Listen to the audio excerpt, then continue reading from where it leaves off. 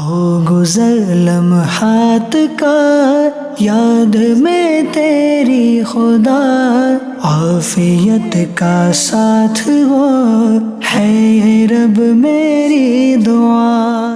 الحمدللہ رب العالمین والصلاة والسلام علی سید المرسلین، اما بعد فاعوذ باللہ من الشیطان الرجیم، بسم اللہ الرحمن الرحیم۔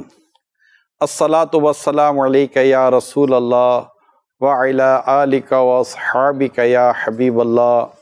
الصلاة والسلام علیک یا نبی اللہ وعلی آلک واصحابک یا نور اللہ۔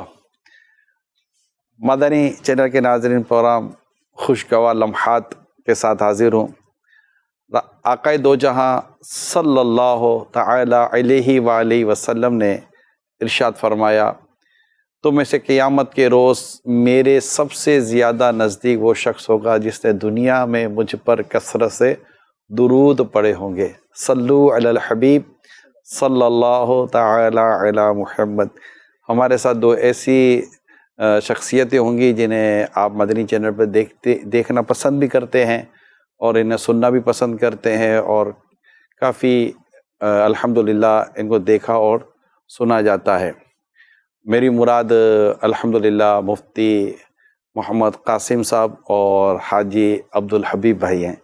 الحمدللہ دونوں اس وقت الحمدللہ ہمارے ساتھ پروگرام میں شامل ہیں۔ عبدالحبیب بھائی بھی نعت پڑھتے ہیں اور مفتی قاسم صاحب بھی نعت پڑھتے ہیں، لیکن آغاز ہم عبدالحبیب بھائی سے کر لیتے ہیں۔ انشاءاللہ عبدالحبیب بھائی سے نعت شریف سنتے ہیں۔ صلو علی الحبیب صلی اللہ تعالی علی محمد صلی اللہ علیہ وسلم۔ سوچتا ہوں میں وہ گھڑی، کیا جب گھڑی ہوگی، سوچتا ہوں میں وہ گھڑی، کیا جب گھڑی ہوگی، سوچتا ہوں میں وہ گھڑی، کیا جب گھڑی ہوگی، جب در نبی پر ہم سب کی حاضری ہوگی، جب در نبی پر ہم سب کی حاضری ہوگی۔ بات کیا ہے بات سما، اتنی کیوں معطر ہے، بات کیا ہے بات سما، اتنی کیوں معطر ہے، سبز گنبد کو چوم کر چلی ہوگی، سبز گنبد کو چوم کر چلی ہوگی، آرزو ہے سینے میں گھر بنے مدینے میں، آقا آرزو ہے سینے میں قبر بنے مدینے میں، ہو کرم جو بندے پر بندہ پروری ہوگی، ہو کرم جو بندے پر بندہ پروری ہوگی، دیکھ تو نیازی ذرا سو گیا کیا دیوانہ، دیکھ تو نیازی ذرا سو گیا کیا دیوانہ، ان کی یاد میں شاید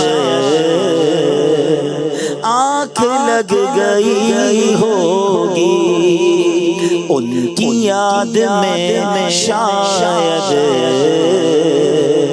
آنکھ لگ گئی ہوگی، جب در نبی پر ہم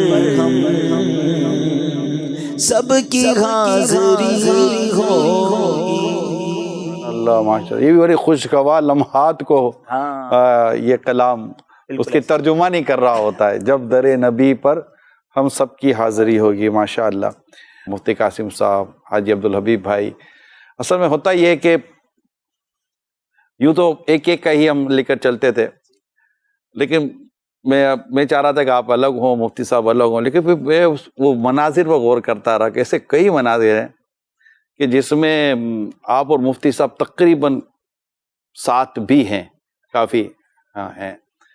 تو پھر کچھ ایسی جگہ ہیں جہاں ہم تینوں بھی، مجھے بھی سعادت نصیب ہوتی رہی آپ کے ساتھ، تو پھر ہی ہم نے آپس میں مشورہ کیا کہ 3 راتیں لے کر چلتے ہیں، الگ الگ بھی ہوں گی، ساتھ بھی ہوگا۔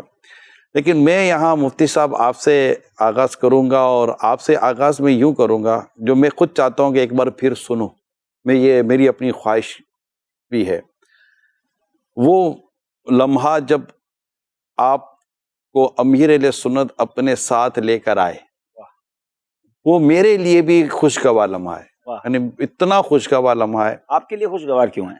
یہ وہ عبدالحبیب ایسا وہ وقت تھا، ہم جب جامعہ میں حاضر آپ بھی ساتھ تھے اس وقت؟ ہمیں ساتھ، اچھا ہم مدرسے میں آئے، جامعہ میں امیر سنت کے ساتھ تھے، ان کے دارالعلوم میں، اور ان کے استاد صاحب نے ان کے تعلق سے جو باتیں بیان کی، اور پھر امیر سنت کا ایک ان کا ذکر ہوا، پھر امیر سنت نے وہیں پر ذہن بنائے گا۔ کیا باتیں بیان کی یہ بھی تو بتائیں نا۔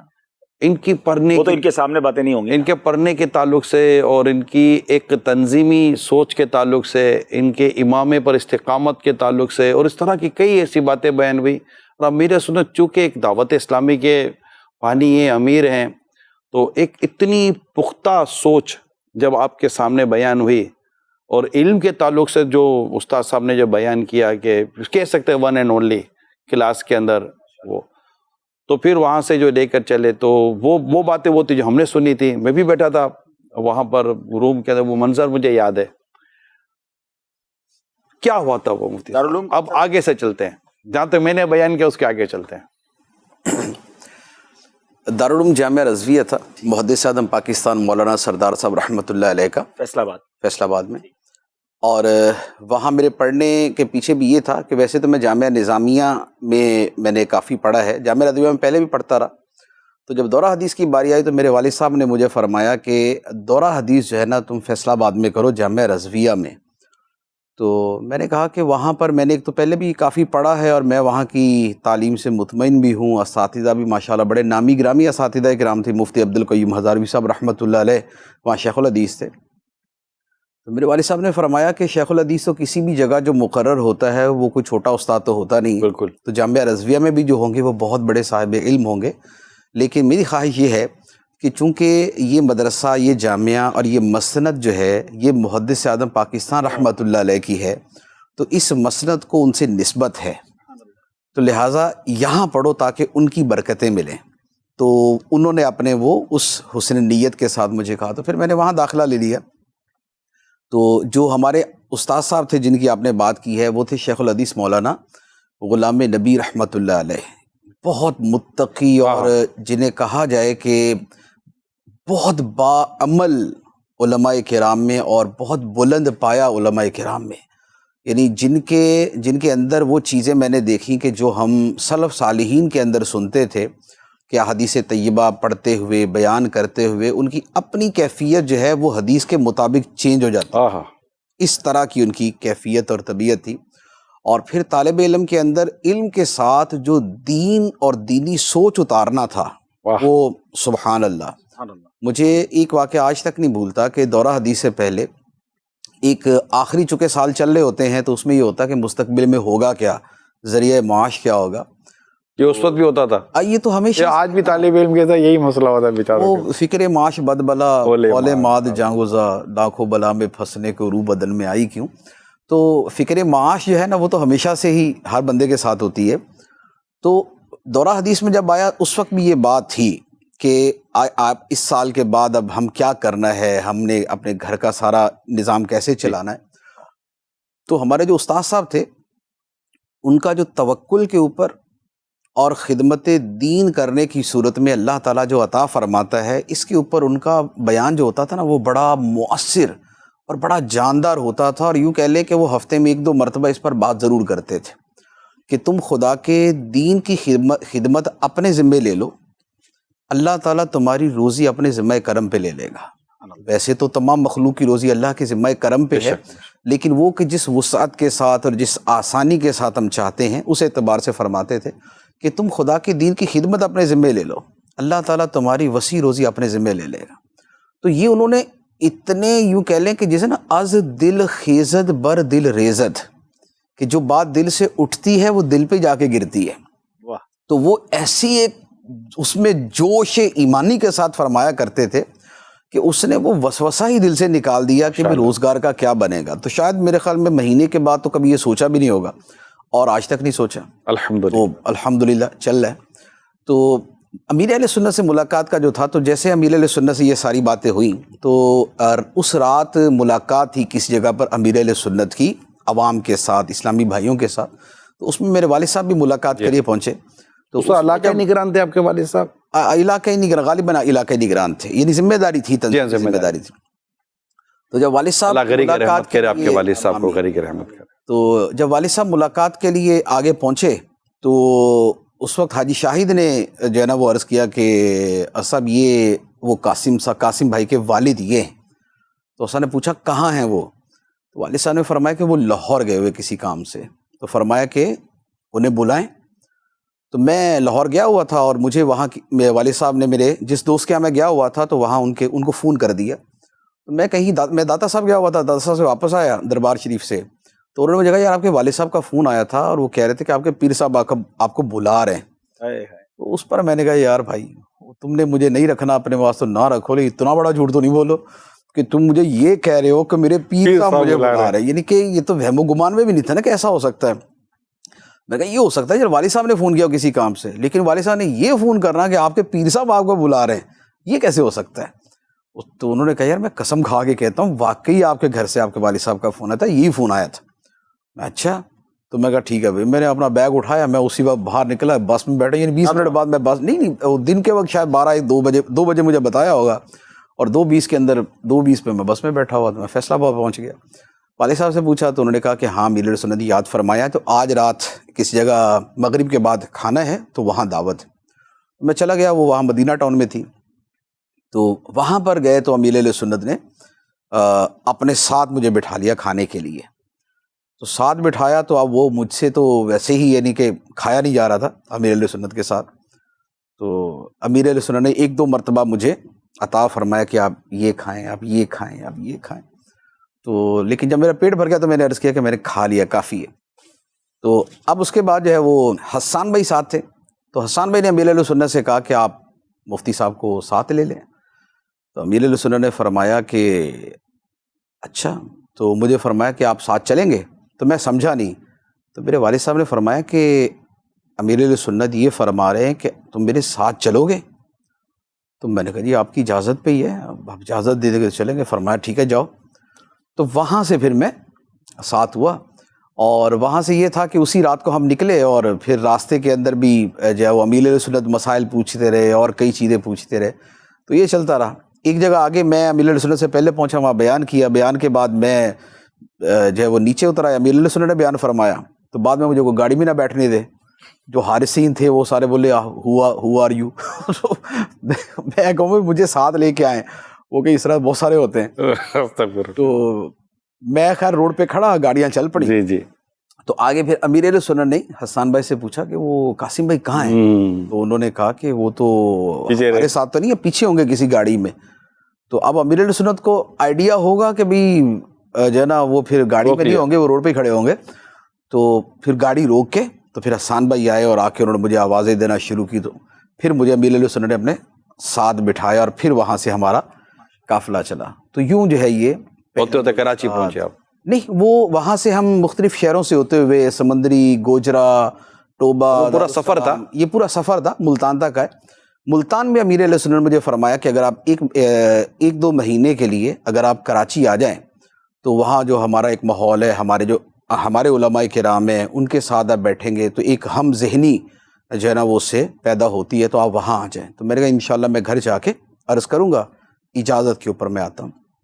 تو پھر میں نے گھر جا کے عرض کیا ہفتے بعد، تو اجازت مل گئی۔ چند دن بعد اجتماع تھا، ملتان اجتماع، تو ملتان اجتماع سے ہی سیدھا میں پھر کراچی آیا۔ ملتان اجتماع سے قافلے گئے تھے جامعۃ المدینہ کے، اس میں گیا تھا کوٹ ادو، اور وہاں تھا سناما، ایک شہر ہے، چھوٹا شہر ہے، وہاں گئے۔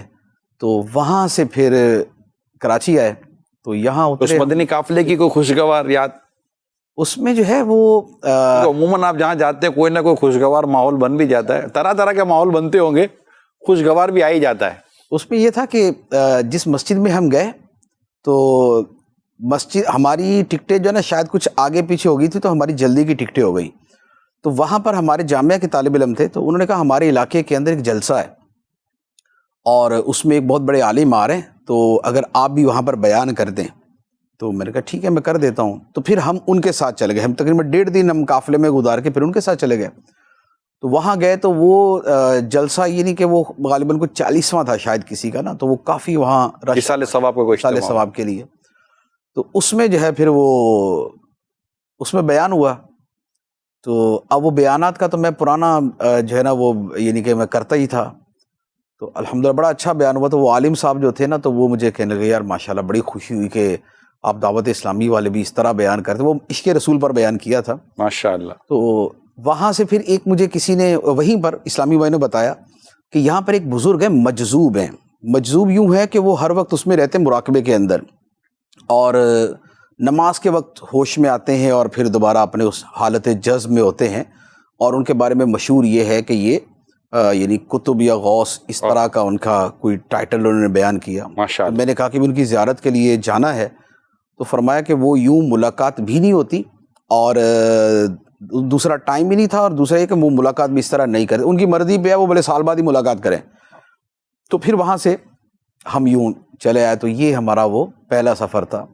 باقی وہ گاڑی کے اندر تو یہ تھا کہ گاڑی میں سیٹ تھی نہیں ہمارے پاس، تو واش روم کے سامنے زمین کے اوپر لیٹ کر جو ہے نا وہ سارا سفر کیا۔ یہاں جب ڈرگ روڈ پہ اترے تو میں باہر نکلا تو پہلی مرتبہ اتنی اونچی اونچی بلڈنگیں دیکھی تھی۔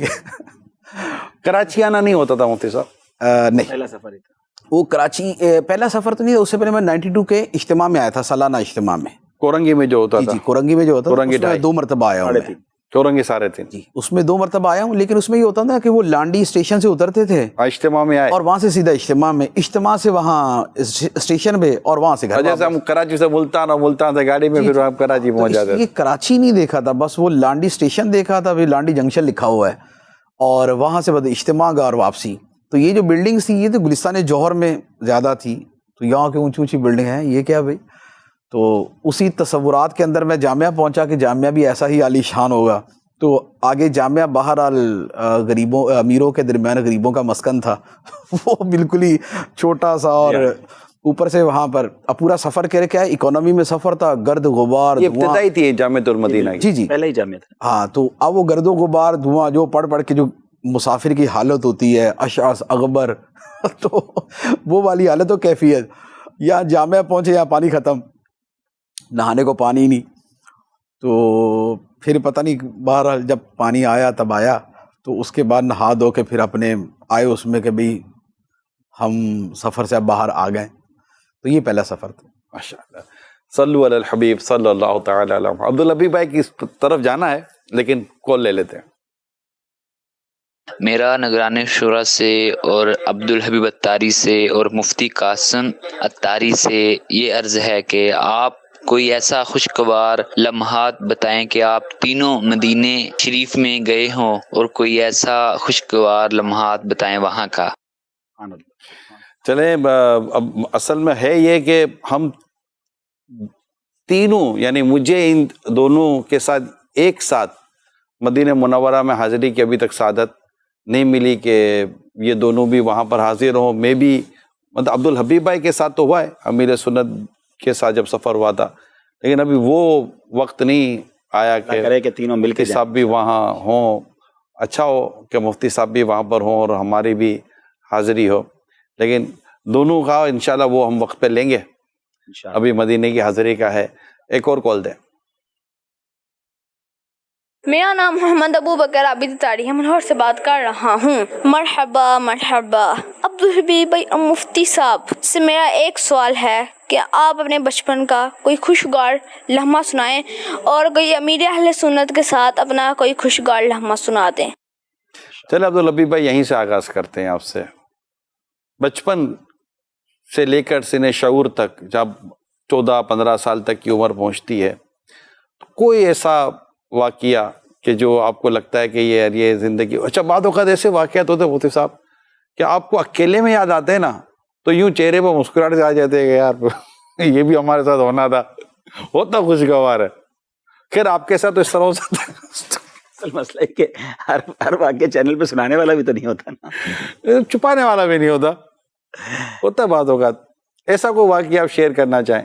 ہاں، ایک واقعہ یوں تھا کہ 4th کلاس میں تھا، تو الحمدللہ ناظرہ قرآن میں نے ختم کیا تھا.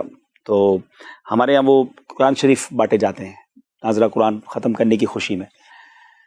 تو اسکول میں گھر سے بھی شاید کوئی آئے تھے اور میں بھی گیا. تو پرنسپل صاحب کو ہم قرآن پاک کا تحفہ دینے گئے. تو انہوں نے کہا کہ آپ کیوں آئیں؟ تو بتایا کہ بھئی انہوں نے قرآن ختم کیا ہے.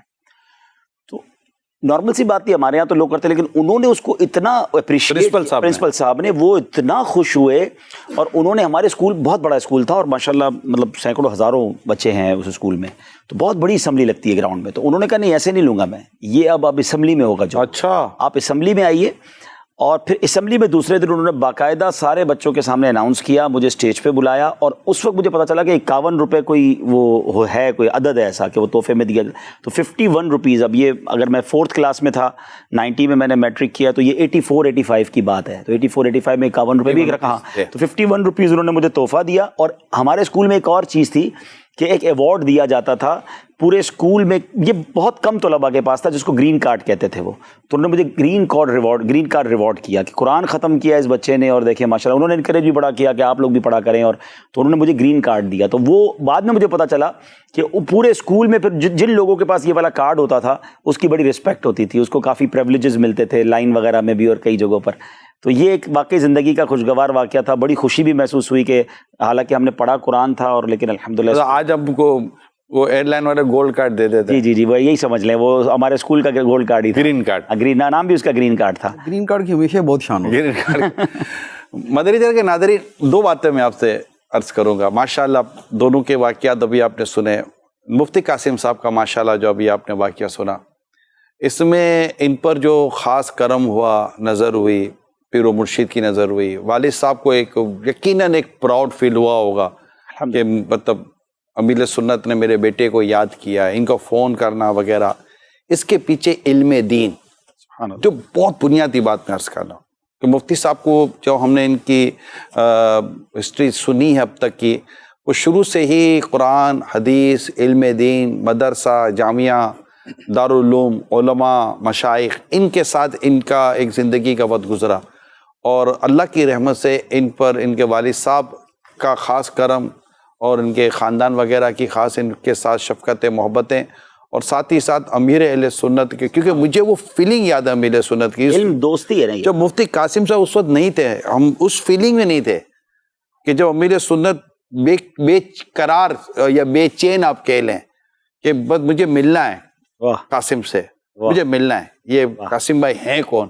وہ ایک عجیب سی کیفیت، یعنی میں بھی نہیں جانتا تھا مفتی قاسم صاحب کو، لیکن کہتے نا کہ ایسا مراد بن جاتا بندہ، مراد بن جاتا ہے کہ مجھے یہ چاہیے.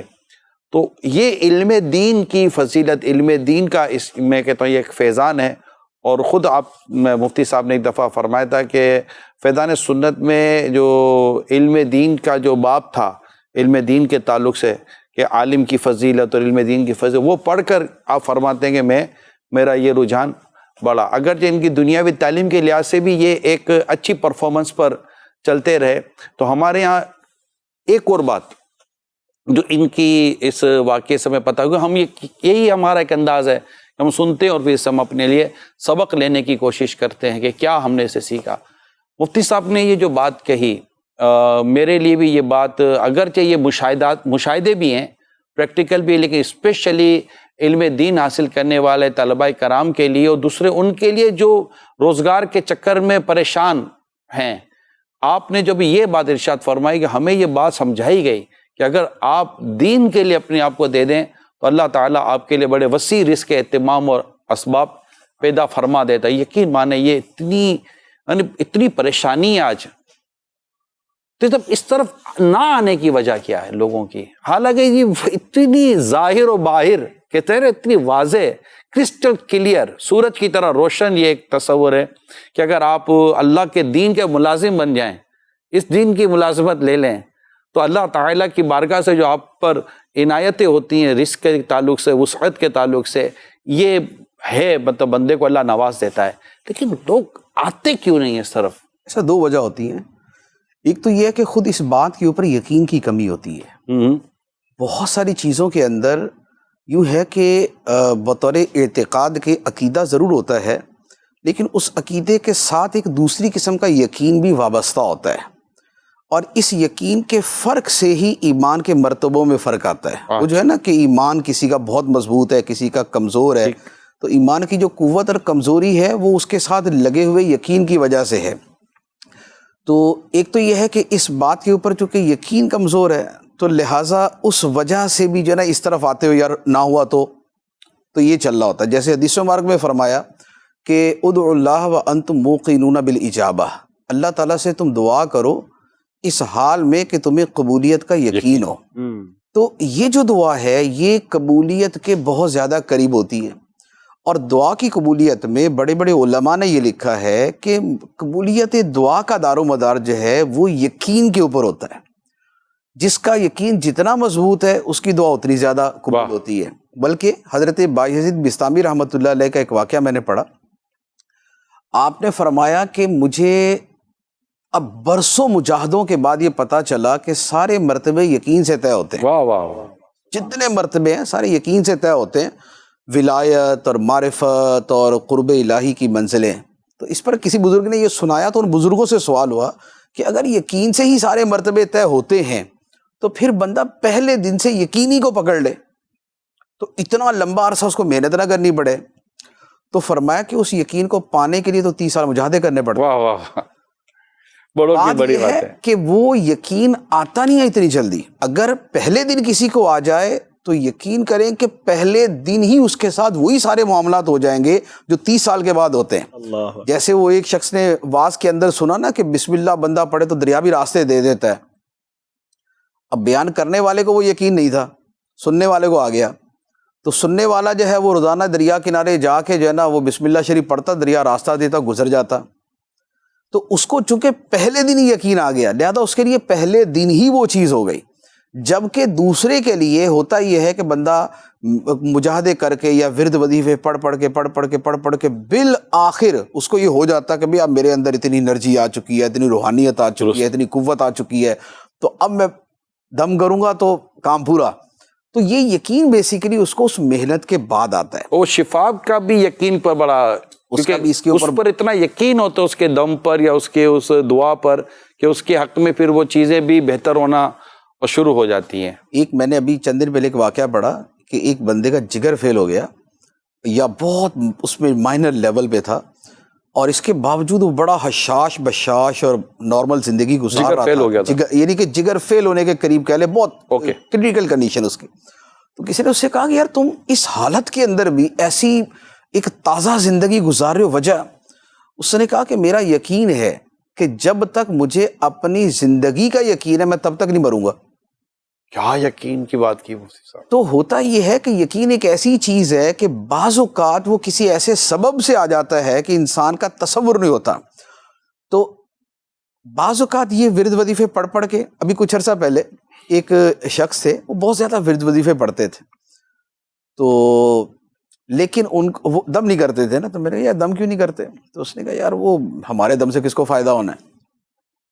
میں نے کہا بھائی جتنا تم نے پڑھ لیا ہے نا، تمہارے اندر جو انرجی جمع ہے تم ہی پھٹ جاؤ گے کسی دن، تو تم دم کرنا۔ اچھا، اس کو چونکہ میری بات پر اس کو اعتماد تھا کہ میں پھٹ نہ جاؤں، نہیں دم کام دم پر اتنا دم کام کرے گا۔ اس نے واقعی ایک ٹھیک ٹھاک قسم کے مریض کو دم کیا, مریض کھڑا ہو گیا الحمدللہ. تو مجھے بعد میں وہ ملا کہ واہ مفتی صاحب واقعی میرے اندر بہت انرجی ہے. میں نے کہا وہ تو پہلے بھی تھی, میرے کہنے کے بعد تھوڑی پیدا ہوئی ہے, تو پہلے بھی تھی. بات یہ ہے کہ انرجی تھی تو میں اس پہ یقین نہیں تھا. تو یقین جو ہے نا, تو یہ معاملات جو ہے نا کہ رزق کا معاملہ جو ہے اس میں بھی یقین پہ دار و مدار ہوتا ہے. دوسرا یہ ہوتا ہے کہ یقین کے علاوہ ایک ہی چیز یہ بھی ہوتی ہے کہ بندہ کمائی بھی چاہتا ہے اور ساتھ میں نفس کی خواہشات کی تکمیل بھی چاہتا ہے. یعنی تنہا کمائی جو ہے نا وہ کہتا ہے یار پھر کما کے کیا کرنا اگر وہ والے کام نہیں کرنے. تو لوگوں کا یہ معاملہ بھی ہوتا ہے کہ وہ کہتے ہیں کہ رزق بھی ہو اور پھر اس کو مرضی کے مطابق استعمال بھی کرے. تو چونکہ اب اگر دین کی خدمت کے ذریعے رزق ملے گا تو دیندار بندے کو ہونا پڑتا ہے اس کے لیے, اور اس کو عمل کرنا پڑتا ہے. تو وہ یہ جو چیز ہے نا اس کے لیے عمل, بری عادتوں کو بھی تو نفس کی خواہشات جو ہے نا وہ اس کو کہتی ہیں کہ بھائی تمہیں اس ذریعے سے بھی اتنا رزق ملے گا, دوسرے سے تھوڑا سا کم مل جائے گا, لیکن تم اپنی خواہشات تو پوری کر لو گے نا. تو یہ وہ جو ہے نا وتباع الشہوات والا جو معاملہ ہے کہ اپنی خواہشات کے وہ پیچھے رہتے ہیں, وہ چیز ہے کہ جو حالانکہ عبدالحبیب میں دیکھ رہا ہوں ابھی تو کافی کہتے ہیں کہ اتنی بے روزگاری بڑھ گئی. یہ نظر آتا ہے کہ کس طرح دین کی طرف چلنے والے ایک اچھا خاصا مہینے کا وہ اماؤنٹ اپنے حصے میں لے لیتے ہیں جو عام آدمی اپنے حصے میں نہیں لے پا رہا. اس کے بعد اتنے مواقع مل جاتے ہیں. کالس لیتے ہیں. ماشاءاللہ دل خوش ہو گیا ہے, اور مدنی چینل کے کروڑوں ناظرین کے لیے تو خوشگوار ترین لمحہ یہی ہے کہ آپ تینوں عظیم ہستیوں کو ایک ساتھ دیکھا جائے. اور ذاتی تجربات سال میں ایک دفعہ آتا ہے, اور ہماری خواہش ہوتی ہے کہ آپ بار بار تینوں عظیم شخصیات اکٹھی ہوں اور اپنے زندگی کے تجربات سے, واقعات سے, خوشگوار لمحات سے ہم کو آگاہ کریں. تو آج میری طرف بہت سارے ناظرین کی یہ مراد پوری ہوئی ہے. اللہ پاک آپ کو نظر بد سے بچائے اور مزید دین کا کام کرنے کی توفیق عطا فرمائے, اور آپ کے صدقے ہم گناہ گاروں کو بھی. آپ کی کال کا بہت بہت شکریہ, جزاک اللہ خیرہ. اور دعا کریں اللہ کریم ہم سے اور آپ سے راضی ہو جائے پیارے نبی کے صدقے میں. ایک کال دیں. میں سنتا ہوں. ماشاءاللہ آج تو سلسلے کی کیا ہی بات ہے. عبدالحبیب بھائی, مفتی قاسم صاحب اور نگران چھوٹا, آپ مجھے چل مدینہ کا واقعہ تو سنائیں, میرے لیے دعا فرمائیں, میں بڑا ہو کے مفتی قاسم بنوں گا. ماشاءاللہ ماشاءاللہ, کیا بات. ماشاءاللہ مفتی صاحب دعا سے نوازتے ہیں. ماشاءاللہ. جی اللہ تعالیٰ ان کو عالم بعمل اور عالم ربانی بنائے. ماشاءاللہ ماشاءاللہ. اور مخارج کو تھوڑا سا حدود میں لے کے آئیں. خارج کو حدود میں لے کے.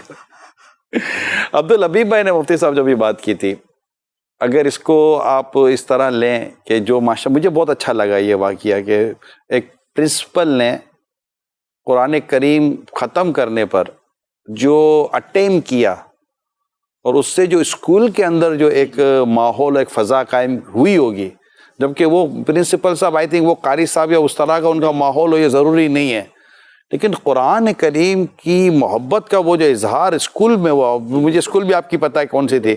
اس کے بعد پھر الحمدللہ ہماری اسکول میں اسمبلی میں تلاوت ہوتی تھی, تو میں کافی عرصے تک میں تلاوت کرتا رہا. پھر اور بچے بھی آ گیا ہے. میسج تو ہے اسکولوں کے لیے کہ اگر کوئی بچہ اس طرح قرآن کریم ختم کرتا ہے, انکریج کرنا چاہیے, اور اس طرح دین کی یہ بھی خدمت کا ایک طریقہ اور ذریعہ ہے.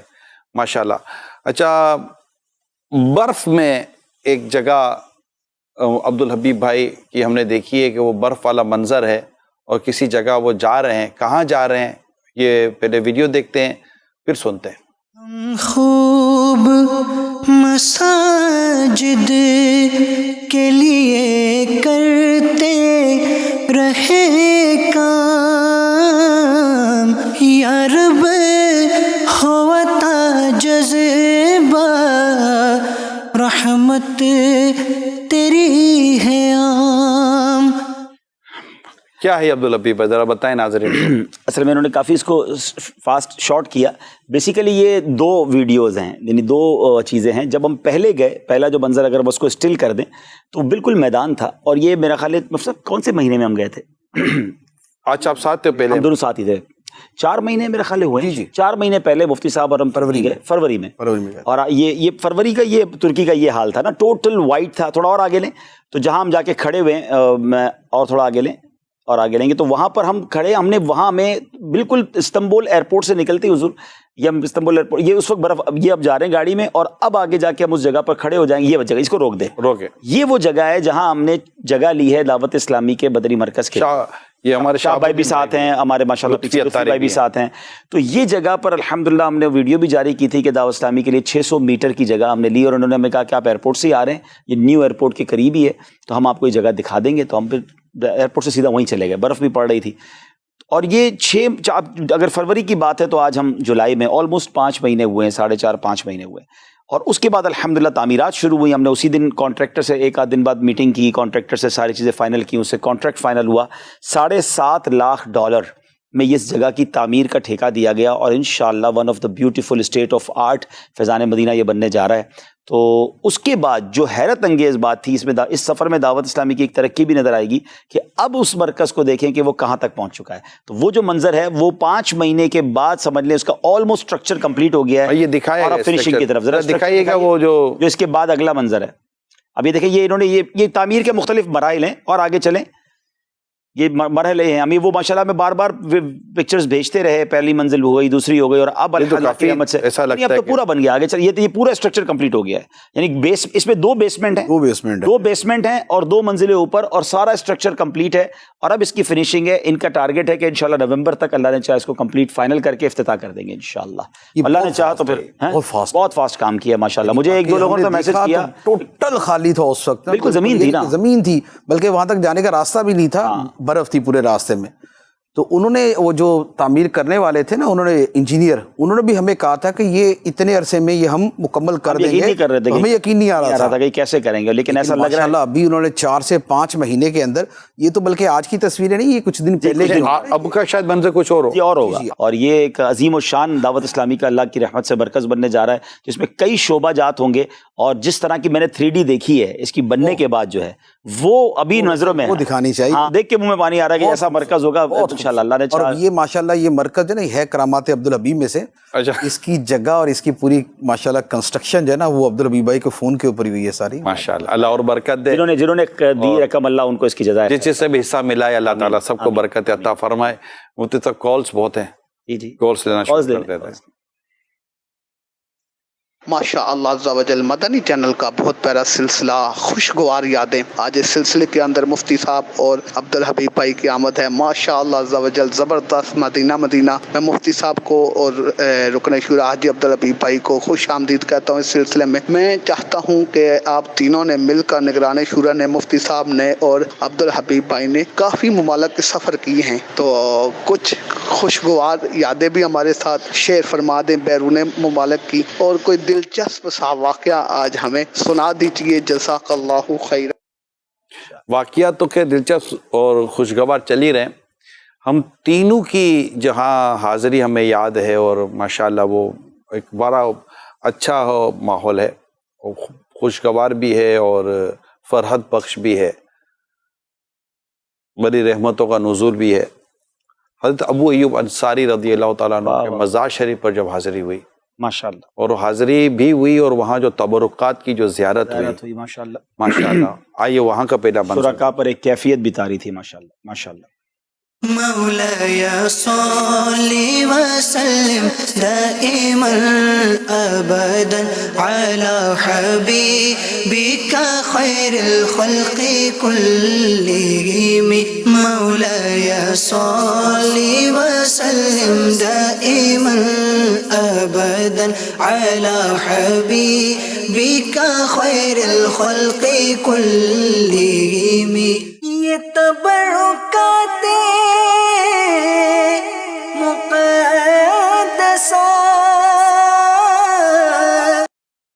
ایک بڑا ہی یادگار, میرے لیے بھی بڑا خوشگوار اور یادگار لمحہ بھی ہے کہ وہاں جانا, اور ایک خاص مفتی صاحب حرم آپ نے ان کا آپ نے دیکھا ہوگا, تب وہ یہ انصاری رضی اللہ تعالیٰ عنہ کا حرم, وہاں کی مسجد اور وہاں کی حاضریاں, وہاں کے تبرکات, ایک لگتا ہے کہ جیسے وہاں بندہ دیر تک رکا رہے, ٹھہرا رہے, پڑھتا رہے.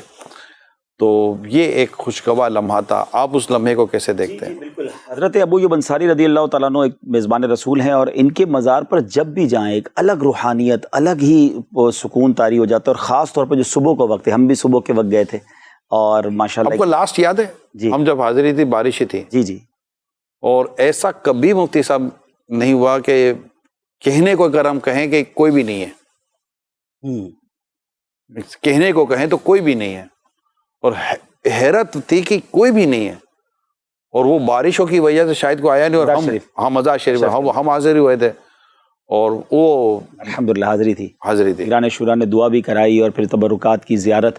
تو یقیناً سیدنا ابو ایوب انصاری کے روزے پر تو یوں سمجھے کہ جب ترکی میں ہوتے ہیں نا تو جی چاہتا ہے کہ روز ہی حاضری دیں. الحمدللہ الحمدللہ. میں ایک بار ایسا جب پہلی بار ہم ترکی گئے تھے نا، وہ منظر مجھے نہیں بھولتا کہ ہمیں وہیں ترکی میں ہی کسی نے کہا تھا کہ آپ فجر کی نماز سیدنا ابو ایوب انصاری کے روزے پہ ضرور پڑھیں. اچھا اس دن ترکی میں شدید برف باری تھی، لیکن اللہ پاک میزبان کو سلامت رکھے، وہ گاڑی لے کر آ گئے. فجر پڑھنی ہے تو آپ کو اندھیرے میں نکلنا پڑے گا، تو ہم نکلے اور جب وہاں پہنچے تو باقاعدہ برف پڑ رہی تھی، لیکن اندر مسجد میں بہت سارے نمازی تھے، اور باہر آئے تو برف سے سفید ہو چکی تھی زمین. لیکن الحمدللہ وہ آپ نے بھی دیکھا ہوگا، مفتی صاحب نے بھی دیکھا، ہم جب بھی فجر پڑھنے جاتے ہیں اتنے زیادہ نمازی حرمین طیبین کے بعد تو میرا خیال ہے میں نے کہیں نہیں دیکھے تھے. مسجد بھری ہوئی ہوتی 700 800. ابھی بھی جب گئے تھے تو ایسا ہی تھا نا، برف تھی. ہاں بالکل. لیکن نمازی تو کمال ہے، سردی ایکسٹرا آرڈنری نمازی تھے جی. نمازی اس دن تو زیادہ نمازی زیادہ تھے ماشاءاللہ. جمعہ کو خاص طور پہ ماشاءاللہ. کال دیں. نام سوہا ہے، پیارے حاجی عبد انکل، مجھے آپ کے بچپن کا خوشگوار واقعہ سنا دے. آپ بچپن میں کیسے لگتے تھے؟ کیا آپ کی امی نے آپ کو کیا ڈانٹا ہے بچپن میں؟ ہاں ڈانٹ تو پڑتی تھی. چلو خوشگوار نہ صحیح، لیکن یہ واقعہ تو بنتا ہے. ماں بھی تو ماں کی تو ڈانٹ، ماں کی ڈانٹ ہوتی ہے. ڈانٹ بھی پڑتی تھی اور پیار بھی ملتا تھا اور خرچی بھی ملتی تھی، سب ہوتا تھا. یہ تو زندگی کا حصہ ہے. اور واقعات تو بہت سارے ہیں ایسے بچپن کے، لیکن یہ کہ الحمدللہ بہت اچھا بچپن سننا نہیں ہے. اچھا عبداللبی بھائی یہ بتائیے، کوئی ایسا واقعہ آپ کی زندگی کا آپ نکلوا کے رہو گے کہ بھولنے کا واقعہ ہو اور آپ بھولے نہ ہو؟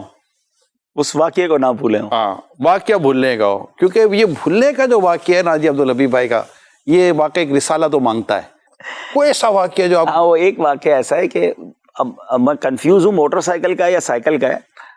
ہمارے گھر کے قریب ہی، جب ہم کلفٹن میں رہتے سامنے دہلی کالونی کا علاقہ، تو میں سائیکل چلا کر گیا کسی کام سے یا کسی جگہ پر. تھوڑی دیر بعد وہاں بیٹھا ہوں گا، کوئی کام وام کیا، تو پھر میں پیدل ہی گھر آ گیا واپس. تو گھر آ کے یاد آیا کہ وہ سائیکل کدھر گئی بھی. تو پتہ لگا وہ تو گیا تو میں سائیکل پہ تھا، تو پھر جا کے اس کو لے کر، اللہ کا شکر ہے چوری نہیں ہوئی تھی. تو ایسا ہو جاتا ہے کبھی کبھی انسان کے. کبھی کبھی تو سمجھ میں آتا ہے، کبھی کبھی سمجھ میں آتا ہے، لیکن ہوتا ہے بعض اوقات. تو بھولنا بعض اوقات ان کے ساتھ خیر وہ تو نہیں ہے، لیکن بعض ایسے لوگ ہیں جن کے ساتھ بھولنے کے واقعات بہت زیادہ ہوتے ہیں. اس کی وجہ کیا ہوتی ہے؟ حافظہ کمزور ہوتا ہے یا وہ ایبسنٹ مائنڈیڈ ہوتا ہے؟ ایسا حافظہ جو ہے نا، یہ اس قدر کمپلیکیٹڈ چیز ہے، دماغ انسان کا جو ہے، برین جو ہے، کہ اس کی گہرائی تک آج تک لوگ پہنچ ہی نہیں پا رہے. اب بھی یہ حال ہے کہ کبھی اس کے بھی جو خلی ہے نا، سیلز جن سے یہ برین بنتا ہے، ابھی تک ان کی تعداد کے اوپر ہی ہوتا ہے کہ بھی 4 کھرب ہیں یا اس سے بھی زیادہ ہیں. اور ایک ایک سیل جو ہے نا وہ اپنی جگہ ایک پوری زندگی ہے، اور اس کے ساتھ ایک پوری کائنات ہی وابستہ ہے. ایون کہ ابھی چند دن پہلے میں نے ایک آرٹیکل پڑھا کہ یہ جو بعض اوقات یہ ہوتا ہے نا کہ انسان کو لگتا ہے کہ یار میں تو فلاں جگہ گیا ہوا ہوں، حالانکہ وہ وہاں گیا ہی نہیں ہوتا. اور اچھا اس کو وہ چیز بھی بری یاد ہوتی ہے. مثال کے طور پہ اگر میں یہ کہوں کہ میں شام نہیں گیا، لیکن اچانک میرے دماغ کے اندر آ جائے کہ جناب شام کے گلی بازار کوچے محلے مسجد لوگ یہ وہ میں پوری تفصیل سے بیان کر دوں، تو اب یہ ایسی حیرت انگیز چیز ہوگی کہ بھئی میں کبھی گیا ہی نہیں تو یہ کیسے ہو گیا. تو یہ ایک باقاعدہ یہ ایک وہ ہے، یہ ایک سائنس ہے، ایک ریسرچ ہے اس کے اوپر کہ اس کے پیچھے ہوتا کیا ہے. بعض لوگوں نے اس کی یہ توجہ بیان کی کہ ہوتا یہ ہے کہ سونے کی حالت میں انسان کی روح جو ہے وہ سفر کرتی ہے، اور یہ قرآن پاک کے اندر بھی ہے کہ سونے کی حالت میں روح جو ہے وہ اس میں سے لے لی جاتی ہے. تو بیسیکلی وہ روح سفر کرتی ہے. اچھا اب روح کے لیے اور جو خواب کا جو ڈیوریشن ہوتا ہے نا، یہ وقت کی قید سے پاک ہوتا ہے. یہاں جو 1 گھنٹہ ہے، خواب کے 1 گھنٹے کے اندر ہو سکتا ہے آپ 100 سال گزار دیں. خواب کے اندر اتنا کچھ ہو جاتا ہے. اچھا اوپر سے جب روح خواب کے اندر کہیں گئی ہے تو روح کی اپنی طاقتیں، تو روح خواب کے چند لمحات کے اندر پتہ نہیں کتنی صدیاں گزار کے بھی آ جائے نا تو وہ ویسے کا ویسا ہی ہوگا. اچھا اب ہوگا یہ کہ روح واپس آ گئی، جو اس کے مشاہدات ہیں وہ دماغ میں گئے، کیونکہ اللہ تعالیٰ نے ڈیٹا کے لیے جو چیز رکھی ہے وہ برین ہے. اب یہ اس کے دماغ کے، اب وہ اٹھتا ہے، اس کو کبھی یاد آتا ہے تو وہ اس کو لگتا ہے یار میں تو 50 سال گزار کے آیا ہوں. حالانکہ اس کے پیچھے صرف اور صرف یہ چل رہا ہوتا ہے کہ اس نے حالت خواب کے اندر جو اس کی روح نے سفر کیا اور وہ جو اس نے اس وقت گزارا خواب کے اندر، یہ اس کا مجموعہ ہوتا ہے، یہ وہ میموری ہوتی ہے جو اس کے دماغ کے اندر جمع ہوتی ہے اور جس کی وجہ سے وہ یہ سارا بیان کر رہا ہوتا ہے. کیا بات. اچھا دوسرا اس کے پیچھے کیا ہوا؟ دوسرا یہ ہے کہ جیسے یہ ہوتا ہے نا کہ ایک اولاد ہوتی ہے، اپنے باپ سے اس کی شکل ملتی ہے، دادا سے ملتی ہے. بعض اوقات کیا ہوتا ہے کہ دور بندہ آئے، کوئی 50 سال بعد بھی کسی سے ملے نا، کسی کی شکل دیکھتے بولتا ہے یار تم وہ جمال صاحب کے پوتے تو نہیں ہو. اب اس کو کیسے پتہ چلتا ہے کہ اس نے جمال صاحب کو 50 سال بعد دیکھا تھا اور 50 سال بعد اب اس نے اس بچے کو دیکھا ہے، پہلے دیکھا تھا، یعنی کہ 50 سال پہلے دیکھنے کے بعد آج وہ دیکھ رہا ہے. لیکن چونکہ اس کے ذہن میں اس کا پورا نقشہ موجود ہے، 1 سیکنڈ میں بول دے گا یار تم اس کے بیٹے ہو. اچھا اس کی وجہ کیا؟ وجہ یہ ہے کہ یہ جو شکل و شباہت ہے یہ اوپر سے چلتی آتی ہے. جیسے شکل و شباہت چلتی آتی ہے نا، اسی طرح اللہ تعالیٰ بہت سی چیزیں انسان کے ساتھ ٹرانسفر کرتا ہے آگے. اب ہوتا یہ ہے کہ مثال کے طور پہ میرے پردادا نے جو اپنی زندگی میں دیکھا، اب وہ ٹرانسفر ہوتا ہوا جو ان کی میموری کا جو حصہ ہے نا وہ بھی ٹرانسفر ہو کے میرے ساتھ آ گیا. اچھا اب میرے دماغ کے 4 کھرب خلیات میں سے جو 1000 خلیات ہیں وہ والے ہیں کہ جو میرے دادا نے دیکھے ہوئے تھے، اور جو اس کی میموری ہے، جو اس کی یادداشتیں ہیں وہ ہے میرے ساتھ. اب میں یہ کہہ رہا ہوں کہ جناب جب میں ہوشیار پور میں تھا، یعنی میرے پردادا دادا کا جو شہر ہے وہ ہوشیار پور انڈیا کا تھا، تو جب میں ہوشیار پور میں تھا تو ہمارا یہ زمین ہوتی تھی، ایسا گھر ہوتا تھا، یہ ہے. اب میں ساری چیزیں بیان کر دوں گا. اچھا اب اس کو جو بالکل ہی یعنی کہ جوہلا ٹائپ کے ہیں وہ تو اس کو آوا گون اور تناسق کے اندر لے جائیں گے، لیکن حقیقت اس کے پیچھے کیا ہوگی کہ وہ جو میموری کا حصہ ہے بیسیکلی وہ ٹرانسفر، جیسے شکل و شباہت آئی ہے اسی طرح میموری پاور ٹرانسفر ہوتی آ رہی ہوتی. کسی کے لیے کوئی ایسا انسیڈنٹ ہوتا ہے کہ وہ کھل جاتا ہے، اس کا وہ پورشن مائنڈ کا جو وہ کھل جاتا ہے اور اس کے خزانہ یادداشت سے وہ چیزیں باہر آ جاتی ہیں. اللہ. اب اس کو یہ لگ رہا ہوتا ہے کہ یار آج سے 150 سال پہلے میں فلاں جگہ ہوتا تھا اور میں نے وہاں پر یہ سارا کچھ کیا تھا. وہ اس نے نہیں کیا ہوتا، وہ اس کے پردادا نے کیا ہوتا ہے، لیکن چونکہ وہ ٹرانسفر ہوا تو اس کے ساتھ اب وہ سامنے آ گیا. تو یہ جو یادداشت کی بات ہے یہ یعنی یہ کبھی ایسے خلیے بند بھی ہو جاتے ہیں، وہ جو آپ پوچھ رہے تھے کھل بھی جاتے ہیں، کبھی کسی کے بند ہو جاتے ہیں، تو اس کو اتنا سیریس نہیں لینا چاہیے. اچھا سیریس تو وہ لے جو بیچارہ جس کی سائیکل رہ گئی تھی. ایسا پتہ کیا ہوتا ہے، دماغ میں یاد ایک کوئی چیز جاتی ہے نا، جب وہ اندر جاتی ہے نا دروازہ بند ہو جاتا ہے، آگے والا دروازہ اس کا آلریڈی بند ہوتا ہے. جب وہ کبھی گفتگو کرتا ہے تو اب وہ کھلتا ہے اور وہ چیز سامنے آتی. عمر کے ساتھ کیا ہوتا ہے کہ عمر کے ساتھ ساتھ یہ جو یاداشت اندر جا کے جو دروازہ بند ہونا ہوتا ہے نا یہ بند نہیں ہوتا، وہ پھر نکل آتی ہے. اس لیے عمر بڑھتی جاتی ہے نا تو یاداشت کی قوت کمزور ہوتی جاتی ہے، کیونکہ اب جو اس کو پرانی باتیں تو پوری ڈیٹیل سے یاد ہوں گی، جن آپ کو بوڑھوں کے اندر یہ چیزیں ملیں گی بچپن کہ ان کو بچپن کی یاد تو پوری یاد ہو جائے گی، لیکن آج صبح کا یاد نہیں ہوگا. کیوں؟ اس لیے کہ وہ جو بچپن میں چیز گئی تھی نا اس نے تو اپنی جگہ جا کے سیٹل ہو گئی وہ، لیکن جو اب تازہ گئی ہے وہ کھلے دروازے میں گئی ہے، تو لہٰذا وہ جا کے جگہ نہیں پکڑ پاتی. اب تو سائنسدان بھی ہو گئے. حافظے کی جو باریکی ہے نا یہ ایسی ہے کہ بس کمال ہے. اچھا پھر کمال یہ ہے جو کہ ہم سن رہے ہیں، کسی کو کوئی چیز بڑی یاد ہوتی ہے، کسی کو کوئی یاد ہو جاتی ہے. مثال کے طور پہ ایک بہت اعلیٰ درجے کا حافظے والا آدمی ہے، لیکن بعض اوقات اس کو ایسی چیز بھولتی ہے کہ وہ حیرت زدہ ہو جاتا ہے. میں نے ایک انتہائی ذکی انتہائی ذہین آدمی کا میں نے واقعہ پڑھا کہ اس نے ایک مٹھی داڑھی اپنی کاٹنی تو اس نے یوں پکڑ کے اوپر سے کاٹ دی ایک مٹھی. اللہ. بعد میں یاد ہے کہ نہیں مٹھی پکڑ کے نیچے سے کاٹتے ہیں، حالانکہ وہ اپنے زمانے کے اذکیاء کے اندر اس کا شمار ہوتا تھا، ذہین لوگوں میں.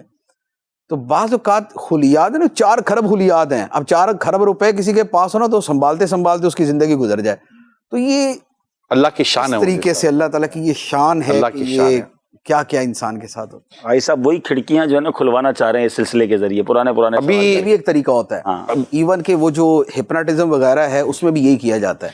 ابھی تو دماغ کے آپ سے خزانے کو کھولے خوشگوار لمحات ذکر ہو رہے ہیں، ہم انشاءاللہ عید کے بعد جو پروگرام شروع کریں گے ہفتہ وار، یہ ہوگا ہمارا صرف یادیں، کیونکہ میں نے جب اسلام بھائی سر اس پروگرام کے لیے رابطے کیے یا ان سے باتیں ہوئیں تو ایسا سامنے آیا ہے کہ اسلام بھائیوں کی کچھ یادیں ایسی ہیں جو خوشگوار نہیں ہیں، وہ لمحات خوشگوار نہیں، وہ تلخ ہیں، کڑوے ہیں، اور بڑے ہی مطلب کہ اس میں عبرت ہے۔